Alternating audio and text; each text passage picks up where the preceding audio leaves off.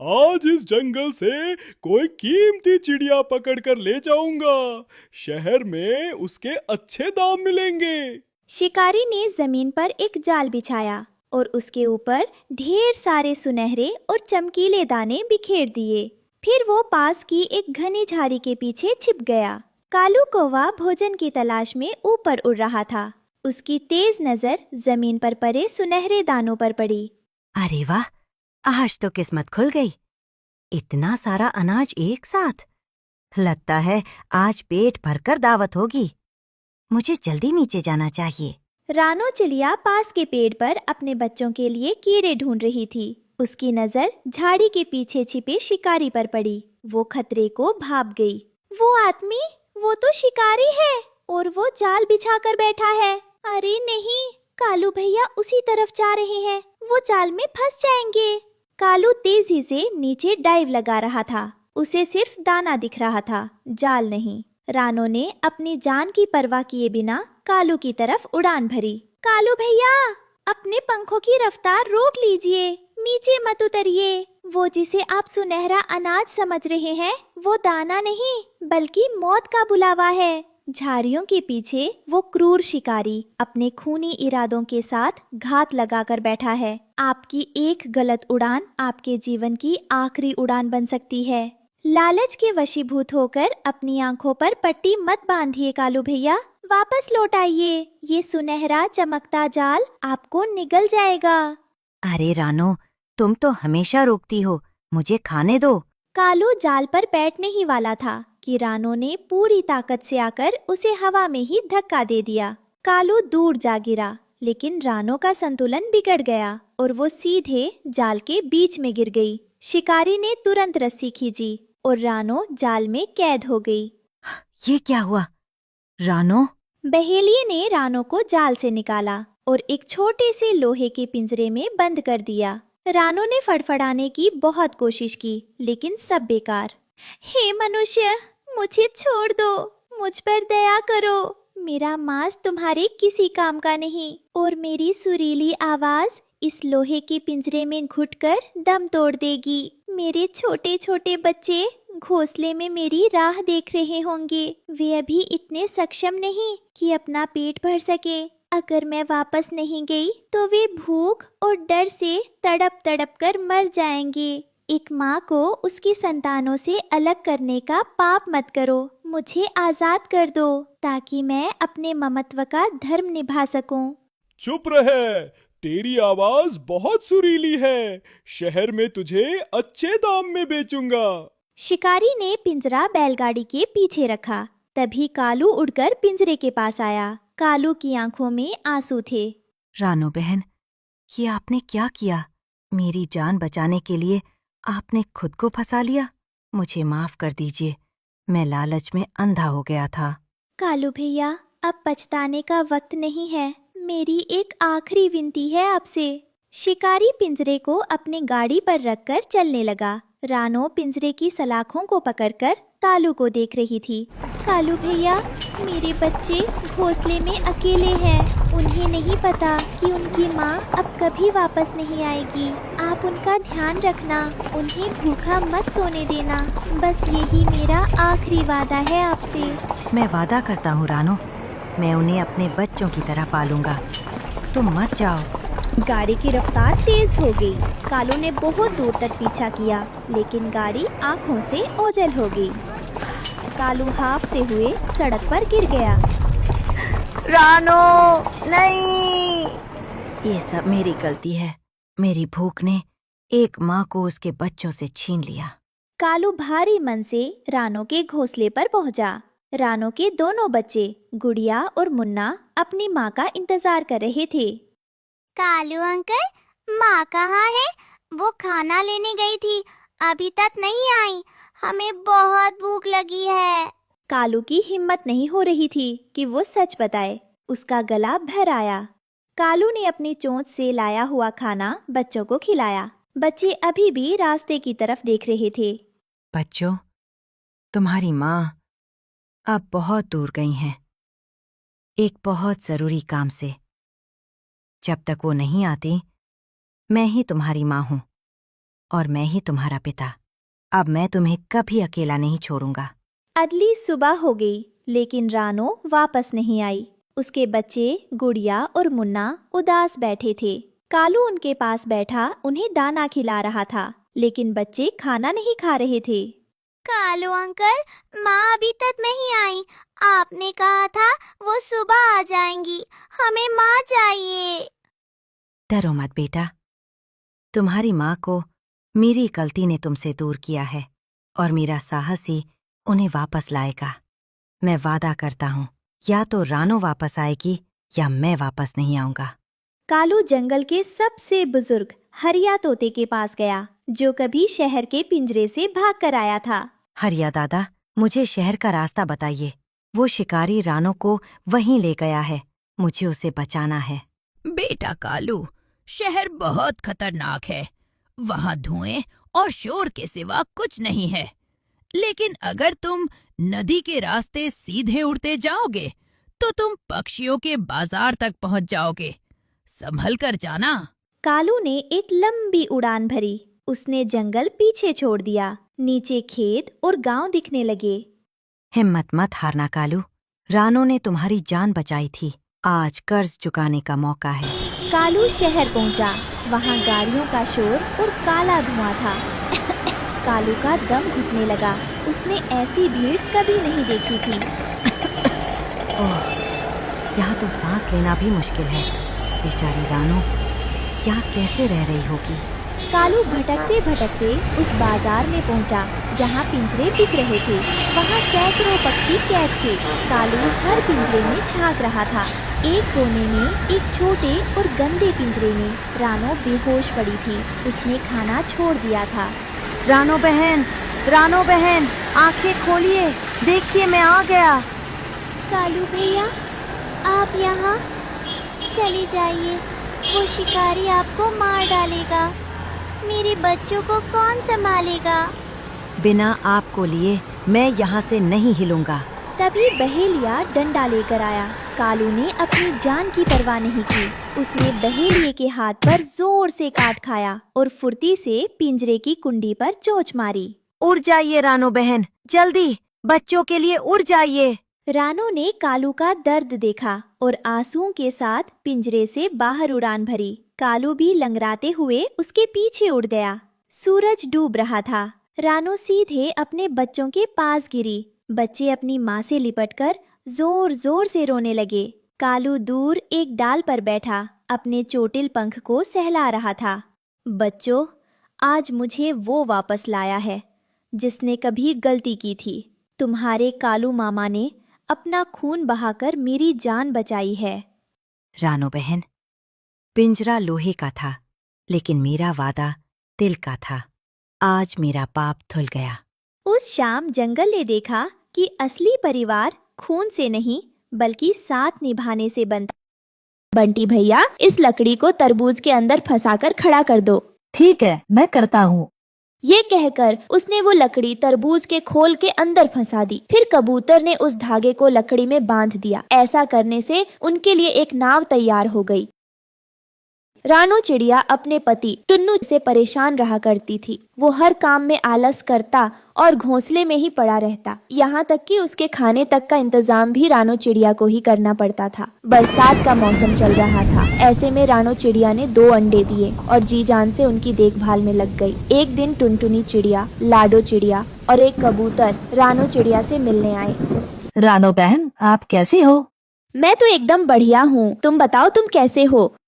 हम लोग भी एकदम बढ़िया हैं। और ये टुन्नू कहाँ पर है? वो देखो, आराम से घोंसले में अंडों के पास बैठे हैं। रानो चिड़िया, हम लोग काफी दिनों के बाद मिले हैं और मौसम भी बहुत अच्छा है। क्यों ना कहीं घूमने चले? हाँ, ये अच्छा आइडिया है। ये कहकर रानो ने टुन्नू से कहा, सुनो, आप भी साथ आ रहे हैं ना?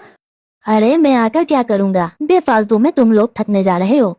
मुझे आपसे यही उम्मीद थी। कहीं घूमने जाना भी आपको थकने के बराबर ही लगता है। ठीक है, आप यहीं बैठे अंडों का ध्यान रखना, हम होकर आते हैं। ये कहकर रानो उन सभी के साथ सैर को चली गई। वो काफी देर तक जंगल में घूमते बातें करते रहे और इस तरह रानो चिड़िया को बहुत अच्छा लगा। फिर वो एक तालाब के पास जाकर रुक गए। चलो सब लोग तैरते हैं और मजे करते हैं। लेकिन हमें तो तैरना नहीं आता, हम किस तरह मजे करेंगे भला? ये सुनकर सबका मन भी तालाब में उतरने का मन किया और वो आपस में कुछ सोचने लगे। तभी रानो चिड़िया की नजर एक पेड़ पर पड़ी जिसके नीचे एक बंदर बैठा हुआ तरबूज खा रहा था। वो तरबूज खाकर वहाँ से चला गया। रानो चिड़िया को तरबूज का खोल देखकर एक आइडिया आया और उसने बाकी सबको बताया। फिर वो उस तरबूज के खोल को खिसका खिसका कर तालाब के किनारे तक लाए। कबूतर कहीं से एक छोटी सी लकड़ी उठा लाया और लाडो चिड़िया एक धागा उठा लाई। बंटी भैया, इस लकड़ी को तरबूज के अंदर फंसाकर खड़ा कर दो। ठीक है, मैं करता हूँ। ये कहकर उसने वो लकड़ी तरबूज के खोल के अंदर फंसा दी। फिर लाडो ने उस धागे को लकड़ी में बांध दिया। ऐसा करने से उनके लिए एक नाव तैयार हो गई। फिर उन्होंने उस नाव को खिसकाकर तालाब में डाला और उसमें बैठकर चल दिए और उन लोगों ने खूब मजे किए। फिर शाम होते होते वो किनारे वापस आने लगे। बहुत मजा आया नाव की सवारी करके। वैसे अब इस नाव का क्या करना है? क्या इसको यहीं छोड़ दें? नहीं, आप लोग इसको मेरे घोंसले तक ले चलो। फिर हम सभी अगली बार भी नाव की सवारी के मजे लेंगे। रानो चिड़िया की बात सुनकर सभी ने मंजूरी जताई और उसको रानो के घोंसले वाले पेड़ तक ले गए। इस तरह रानो चिड़िया काफी थक गई थी। तुम लोगों से इतने दिनों बाद मिलकर बहुत अच्छा लगा। अगली बार भी जल्दी मिलने आना। हमें भी बहुत अच्छा लगा रानो। वो लोग उससे अलविदा लेकर चले गए। रानो चिड़िया ने टुन्नू चिड़ा से कहा, टुन्नू जी सुनिए, पेड़ के नीचे हमारी नाव खड़ी है, कहीं कोई इसको ले ना जाए। आप मेरे साथ नीचे चलिए, मैं और आप उसको उठाकर आराम से ऊपर ला सकते हैं। अरे अभी तुम थक कर आई हो, अभी इसको उठाओगी तो और थक जाओगी। थक कर मैं आई हूँ, लेकिन आलस आपको क्यों आ रहा है? उसकी बात सुनकर भी टुन्नू को कोई फर्क नहीं पड़ा और वो थोड़ी देर बाद काम करने का बोलकर सो गया। रानो चिड़िया भी उससे हार कर सो गई। काफी समय बीत गया। जब सुबह उसकी आंख खुली तो उसने देखा कि बारिश बहुत ही तेज हो रही है और पानी काफी हद तक भर चुका है। कुछ ही देर में पानी उनकी डाली पर आने लगा। यह देख रानो को अपने अंडों की फिक्र होने लगी। अरे उठिए उठिए, अभी तक घोड़े बेचकर सो रहे हैं। देखिए जरा यहाँ क्या हाल हो चुका है। रानो की एक दो आवाजों के बाद टुन्नू बड़ी मुश्किल से उठा और सामने का नजारा देखकर हैरान रह गया। अरे ये क्या, इतनी तेज बारिश, और यह पानी कहाँ से भर गया? ये सोचिए कि अब हम अपने अंडों को कैसे बचाएंगे। मुझे कुछ भी समझ में नहीं आ रहा। अगर आप उस समय मेरी बात मानकर उस नाव को ऊपर ले आते तो हमारे अंडे बचाए जा सकते थे, लेकिन वो नाव तो अब पता नहीं कहाँ होगी और ये घोंसला भी पानी की चपेट में आकर डूबा ही जा रहा है। यह सुनकर टुन्नू को अपनी गलती का एहसास हो चुका था, लेकिन अब पछताने से कोई फायदा नहीं था। तुम ठीक कह रही हो, आज मेरे आलस की वजह से हमारे अंडे खतरे में हैं, लेकिन मैं इन्हें कुछ नहीं होने दूंगा। मैं अभी किसी को मदद के लिए बुला कर लाता हूँ। ये कहकर वो हवा में उड़ गया। रानो चिड़िया को बहुत फिक्र होने लगी थी, लेकिन वो अपने अंडों को छोड़कर नहीं जा सकती थी। टुन्नू काफी देर तक उड़ता रहा और वो जहाँ भी जाता उसको घोंसले खाली ही नजर आते, क्योंकि सभी पंछी खुद की जान बचाने के लिए जंगल छोड़कर जा चुके थे। उसको कई पक्षी घोंसले पानी में डूबते हुए भी नजर आए, जिनको देखकर वो डर गया। अब तो मैं कुछ भी नहीं कर सकता। हमें हमारे अंडों को अपनी आंखों के सामने डूबते हुए देखना पड़ेगा। ये कहते हुए उसकी आंखों में आंसू आ गए और वो वापस अपने घोंसले की तरफ चल दिया। रानो चिड़िया बहुत ही परेशान थी। पानी अब काफी ऊपर आ चुका था और उसकी डाल को छूने लगा था। कुछ ही मिनटों में वो घोंसले के ऊपर तक आने वाला था।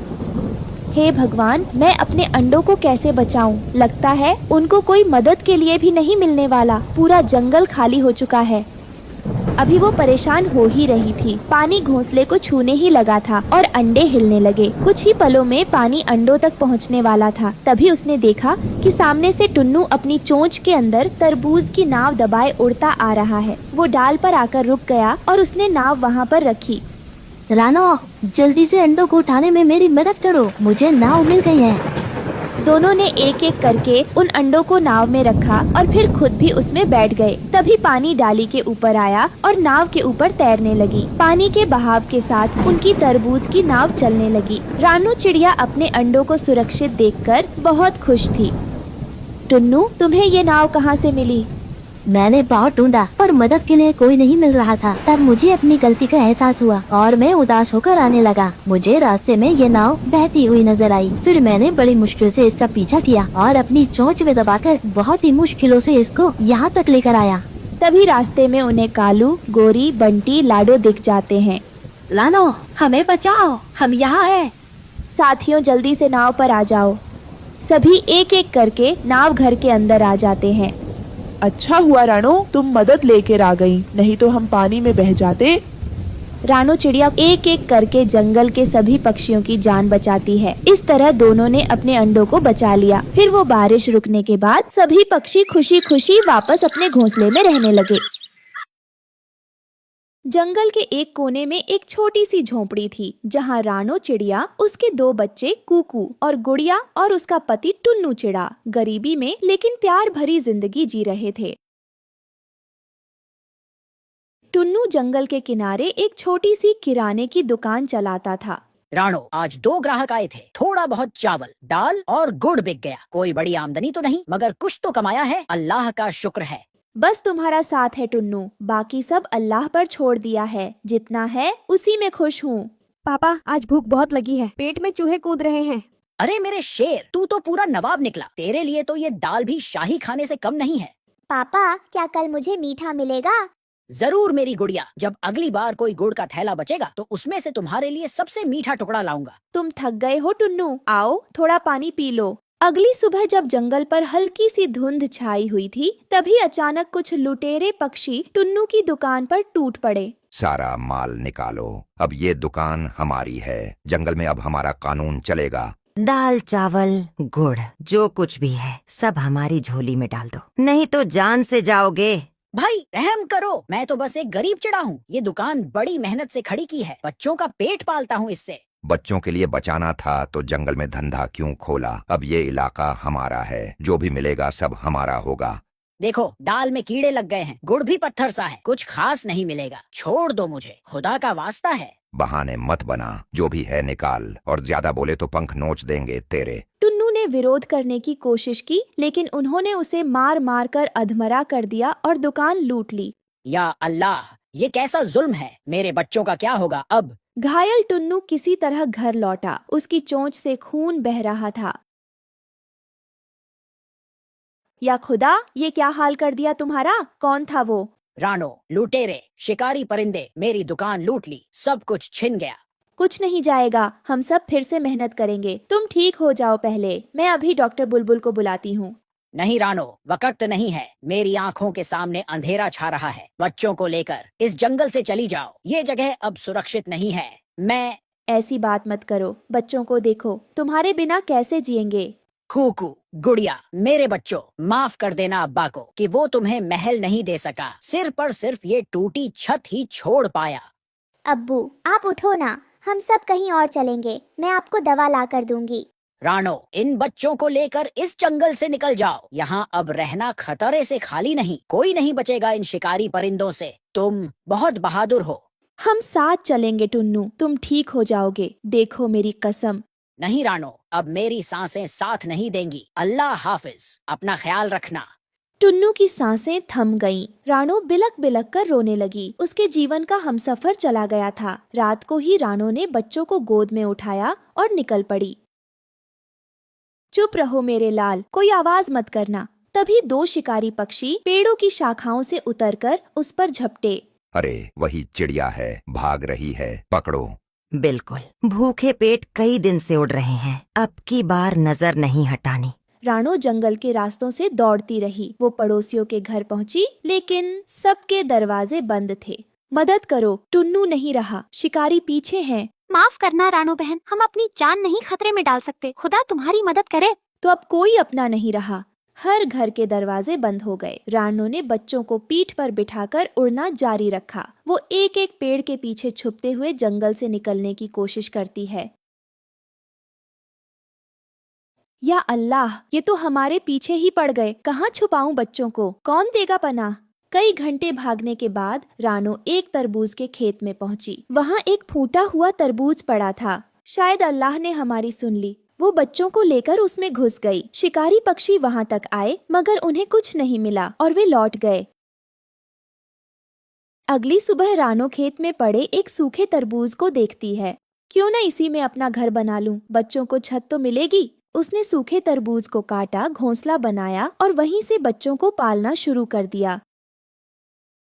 माँ, अब हम यहीं रहेंगे? हाँ मेरे लाल, ये हमारा नया घर है, तरबूज का महल। रानू ने अकेले अपने बच्चों की परवरिश की। प्यार, त्याग और हिम्मत से उसने हार नहीं मानी। टुन्नू, देखो तुम्हारे बच्चों को मैंने संभाल लिया। जंगल के पक्षी अब रानू की हिम्मत की मिसाल देने लगे। इस कहानी से हमें सीख मिलती है कि माँ का प्यार दुनिया की सबसे बड़ी ताकत है। मुश्किलें कितनी भी हों, माँ अपने बच्चों के लिए हर तूफान से लड़ जाती है। आसमान में चारों ओर काले घने बादल छाए हुए थे। बारिश की बूंदें धरती पर गिर रही थी। पेड़ पर चिड़िया छुपी हुई थी। रानो चिड़िया बड़े से बरगद के पेड़ पर बैठी हुई थी।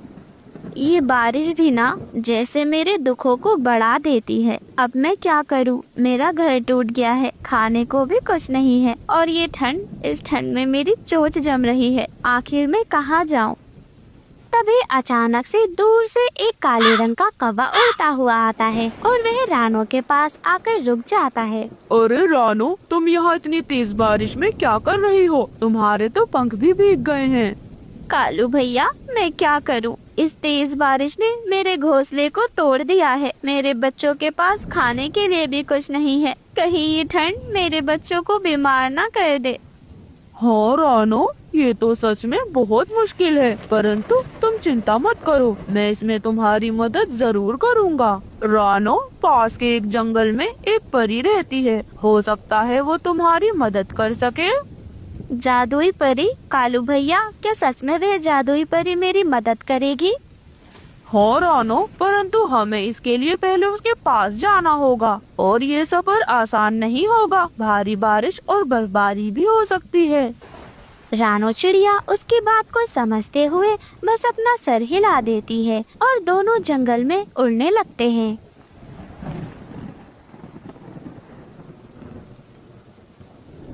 ऐसे ही रानो चिड़िया और कालू कौवा दोनों ही एक घने जंगल में पहुंच जाते हैं, जहां पर चारों ओर बर्फ जमी हुई थी। पत्तियों पर पानी की बूंदें चमक रही थी। तभी रानो चिड़िया ठंड से कांपते हुए कालू कौवे से कहती है, कालू भैया, यहाँ तो बहुत ज्यादा ठंड है। क्या हम सही रास्ते पर हैं? हाँ रानो, ठंड तो बहुत ज्यादा है, परंतु तुम चिंता मत करो, हम बिल्कुल सही रास्ते पर हैं। वह देखो, वह बड़ा सा पेड़, वह जादुई परी का पेड़ है। तभी रानो चिड़िया को एक बड़ा सा चमचमाता हुआ पेड़ दिखता है। उस पेड़ पर तो जादुई रोशनी बिखरी हुई थी। पेड़ के आसपास एक सुंदर परी खड़ी हुई थी। उसके पंख इंद्रधनुष के जैसे चमक रहे थे। तभी जादुई परी मुस्कुराते हुए कहती है, आपका स्वागत है रानो और कालू। मुझे पता है आप यहाँ क्यों आए हो।